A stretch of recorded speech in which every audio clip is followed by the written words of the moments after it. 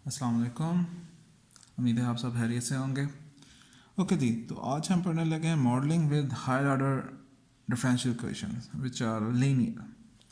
तो आज से पहले हमने जितने भी टॉपिक्स किए हैं उसमें जो भी डिफरेंशियल इक्वेशंस यूज़ हुई हैं दैट वाज फर्स्ट ऑर्डर, और उसके अंदर फिर लीनियर थी एंड नॉन लीनियर हमने पढ़ ली। चलिए इसको मैं लिख लेता हूँ कि अभी तक जो हमने मॉडलिंग की है that was first order differential equations, और उसके अंदर भी हमने मज़ीद देखा कि there were two types, the one was linear and the other was non linear. और देन उसके बाद हमने उसका सिस्टम ऑफ डिफरेंशियल इक्वेशंस पढ़ी जो कि फर्स्ट ऑर्डर थी। अगेन उसमें भी हमने दो पार्ट्स किए, लीनियर एंड नॉन लीनियर। अब हम मज़ीद इसे अगले स्टेप पे जाने लगे, चूँकि ज़्यादातर जो रियल लाइफ के अंदर प्रॉब्लम्स हैं वो इतनी लीनियर और फर्स्ट ऑर्डर की नहीं होती, तो they are higher derivatives involve होते हैं, तो we need higher differential equations. तो इसी सिलसिले में हम आगे चलने लगे कि modelling with higher order differential equations that are linear. Higher order में सबसे पहले आएगा सेकेंड ऑर्डर डिफरेंशियल इक्वेशन। तो चलते हैं उसकी पहली प्रॉब्लम की तरफ कि वो कौन से सिस्टम को हम ड्राइव करना शुरू करेंगे। तो इसके अंदर सबसे पहले जो चीज़ सबसे सिंपल चीज़ आती है, it is a spring math system which is free undamped motion. यानी कि हम अभी स्प्रिंग मैथ सिस्टम पढ़ने लगे हैं जिसके अंदर उसके ऊपर कोई ऑपरेशन अदर फोर्सेस अप्लाई नहीं हो रही, स्प्रिंग के रिस्ट्रिक्शन को कुछ नहीं किया जा रहा, उसके ऊपर कोई जो एलोंगेशन है उसको फ्रीली मूव करने दिया जा रहा है। तो ये दो फैक्टर्स उसके अंदर आते हैं। तभी हम सबसे सिंपलेस्ट फैक्टर पढ़ने लगे हैं। तभी आप इन चीज़ों को भी इतना ना फोकस करें, इनको इग्नोर करें।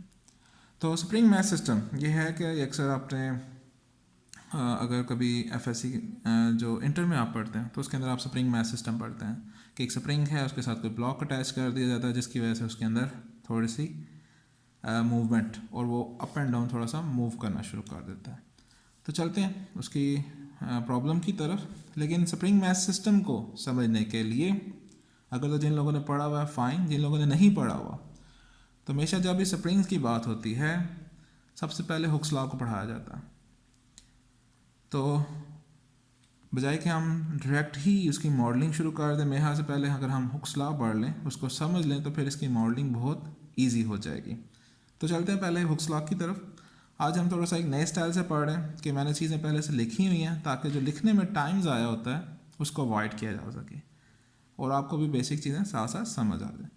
तो हुक्स लॉ में क्या है कि सबसे पहले suppose that a flexible spring is suspended vertically from a rigid sport. हमने किसी एक स्प्रिंग को रिजिड स्पोर्ट के साथ कनेक्ट कर दिया। जैसे ये एक रिजिड स्पोर्ट है, इसके साथ हमने कोई स्प्रिंग अटैच की है। अब इसके ऊपर कोई हमने वेट वगैरह नहीं लगाया, तो इट इज़ अनस्ट्रेच, ये अपनी ओरिजिनल हालत के अंदर मौजूद है। Let's say L is the length of the spring, ठीक है, इसको हम थोड़ा सा इधर रख लेते हैं। ओके जी, स्प्रिंग को हमने अटैच कर दिया। Now the next step is we have to attach some mess.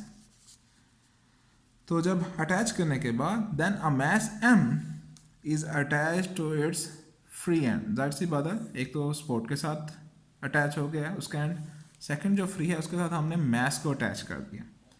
अब मैस को जब अटैच करेंगे तो व्हाट विल हैपन, तो due to which spring will stretch या इलोंगेट, उसके अंदर जो उसकी लेंथ है उसमें इजाफा होगा। जैसे ये स्प्रिंग था, हमने इसके साथ इधर मैस अटैच किया, चूँकि मैस का वेट था, वो मैस थोड़ा सा ब्लॉक जो है वो डाउनवर्ड मूव करेगा। अब जब वो डाउनवर्ड हुआ तो स्प्रिंग क्या हुआ है, इलोंगेट हो गए, इसे हम कहते हैं स्ट्रेच। इसमें एक सेकेंड वर्ड यूज है कंप्रेस। तो कंप्रेस का मीनिंग है चीज़ों को कम करना, उसकी लेंथ कम होती है, उस पर क्या लें दबाव डालना, एंड इसका अपोजिट जो है इट इज़ स्ट्रेच, चीज़ों को स्ट्रेच करना, खींचना। तो यही हुआ कि स्प्रिंग जो है वो स्ट्रेच हो गया। तो total length was small L. जब वो स्प्रिंग जो है स्ट्रेच हुआ तो उसकी लेंथ में कितना इजाफा हुआ, we have said let's say it is S. ये आगे मॉडलिंग में यूज़ होगा, लेकिन मैं वैसे साथ साथ चीज़ें चूँकि तो लिखी हुई हैं तो आपको बता रहा हूँ कि जाहिर सी बात है कोई ना कोई जो डिस्टेंस इजाफा हुआ है उसको हम कोई नाम देंगे, तो यहाँ पर हम उसको एस यूज़ करते हैं। तो दिस वॉज इट कि सबसे पहले हमने स्प्रिंग लिया, स्प्रिंग के साथ मैस को अटैच किया और वो स्ट्रेच हो गया। नेक्स्ट क्या होगा, द अमाउंट ऑफ स्ट्रेचनेस। चलिए मैं थोड़ी सी पिक्चर आपको क्लियर कर दूँ। द अमाउंट ऑफ स्ट्रेचनेस या stretch will depend on the mass, ठीक है, जो ये स्ट्रेचनेस हुई है ये किस वजह से हुई है, टोटली मैस को अटैच करने की वजह से हुई है। तो सारे का सारा जो इसका फंक्शन होगा वो किस पर डिपेंड कर रहा है, स्ट्रेचनेस का मैस के ऊपर, मैस की जो फोर्स है उसके ऊपर। जाहिर सी बात है मैस के ऊपर वेट अप्लाई हो रहा है, एक ही फोर्स है ना वेट की, तो वो वेट की वजह से ये स्प्रिंग जो है थोड़ा सा स्ट्रेच हुआ है। अब देखते हैं कि इसके बारे में हुक्स लॉ क्या कहता है। तो मैं थोड़ा सा इसको एडजस्ट कर लूँ। तो हुक्स लॉ स्टेट दैट कि when a mass m is attached with a spring and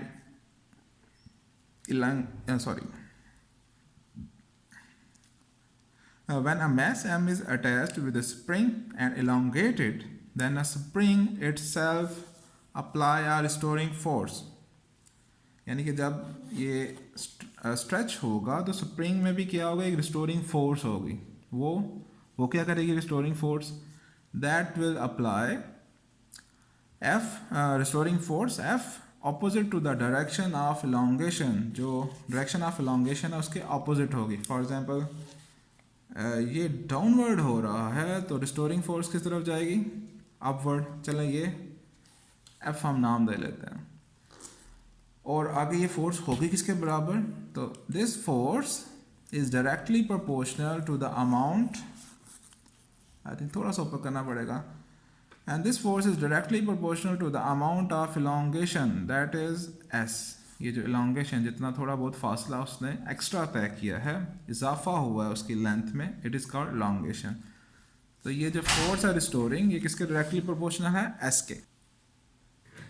तो this was the Hooke's law. It is a very simple कि जब भी कभी स्प्रिंग के साथ कोई मैस अटैच होगा तो मैस के अटैच होने की वजह से स्प्रिंग में स्ट्रेचनेस आएगी, और स्प्रिंग में जो स्ट्रेचनेस आ रही है उसकी वजह से स्प्रिंग भी अपोजिट फोर्स लगाएगा, अप्लाई करेगा, which is called a restoring force.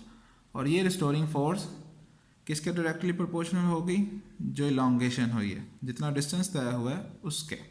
तो वो हमने नाम लिख दिया, F is directly proportional to S and F is equal to K S. That's सी बात है, प्रोपोर्शनैलिटी को जब हम इक्वालिटी में चेंज करते हैं तो इट इज़ कॉल्ड, और तो हमें फिर एक साथ कांस्टेंट लगाना पड़ता है, तो we have to attach some constant. तो k is a proportionally constant is spring mass system, it has a special name which is spring constant।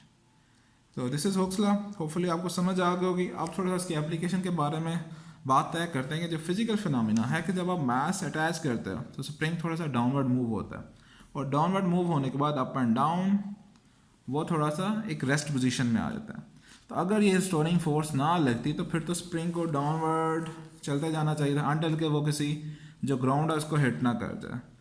तो रिस्टोरिंग फोर्स की वजह से ये मैस जो है ये एक किसी रेस्ट पोजीशन पे चला जाता है। जैसे ये थोड़ा सा मूवमेंट किया इसने, मूवमेंट करने के बाद वो इस एक पोजीशन पे फिक्स हो गया, तो दिस पोजीशन इज कॉल्ड, ये जो डैश लाइन लगी हुई है, रेस्ट पोजीशन। जब वो रेस्ट पोजीशन में आ जाता है तो फिर हम उसकी लॉन्गेशन मेजर करते हैं, यानी कि स्प्रिंग को अभी हमने अटैच किया साथ ही वो, for example this is a spring, इसको हमने इस तरह किया तो ये डाउनवर्ड जाता जा रहा, तो हम कहेंगे दिस वन इज एक्स। जब वो रेस्ट पोजीशन में आएगा फिर आपने उसकी ये जो लॉन्गेशन है इसको मेजर करनी है, फिर हमने ये वाला फार्मूला हुक्स लॉ का अप्लाई करना है। और नेक्स्ट ये है कि हमेशा जो स्प्रिंग है ये हमेशा करेक्टराइज किया जाता है बाय रिस्टोरिंग फोर्स और बाय स्प्रिंग कांस्टेंट। क्योंकि स्प्रिंग कांस्टेंट पता तो फिर हम ये सारी चीज़ें फाइंड आउट कर सकते हैं।